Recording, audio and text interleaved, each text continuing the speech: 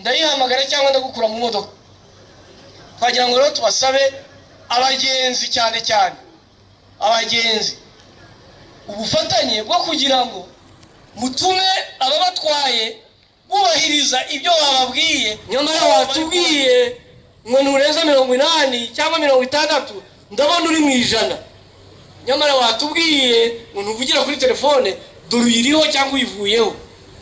Ubwo se uri mushoferi iki utubwira ibintu nyuma y'iminota 15 ntubikurikize? Nagira ngo saba abagenzi mu izina rya polisi y'igihugu mugire uruhare mu gutuma abashoferi babagezayo amahoro, bazaba bemereye abo batwaye bakazubahiriza. None umugenzi akajya yavuga ati ibyo wa mushoferi yatubwiye yabyubahirije, nejo niwe nzifuza ko ntwara, nzifuza kugenda muri bisi ya Ritco cyangwa ya Nairo Safaris cyangwa iyo ari yo yose, kubera ko nabonye abashoferi baho cyangwa bayo mabisi bubahiriza ibyo twavuganye, ibyo batubwiye. Icyanyuma nagira ngo ndangirizeho, inshuro zose twagiye dukora ubukangurambaga tukabukora icyumweru kimwe.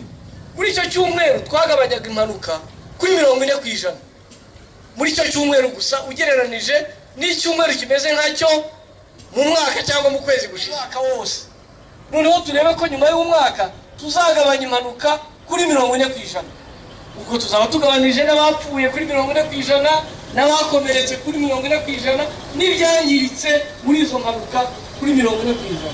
Twabasaba rero ubufatanye, kandi ubufatanye nta kiguzi uretse umushoferi ufata responsabilité, ni kuvuga ufata inshingano, n'umugenzi agafata inshingano, na polisi itarabizamo n'inzego zitarabizamo, tukemeranya uburyo izo nshingano zubahirizwa.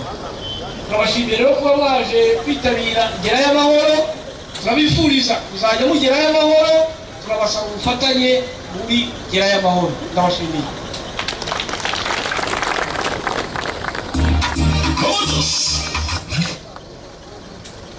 Murakoze cyane, ngira ngo natwe twakwizaza kugera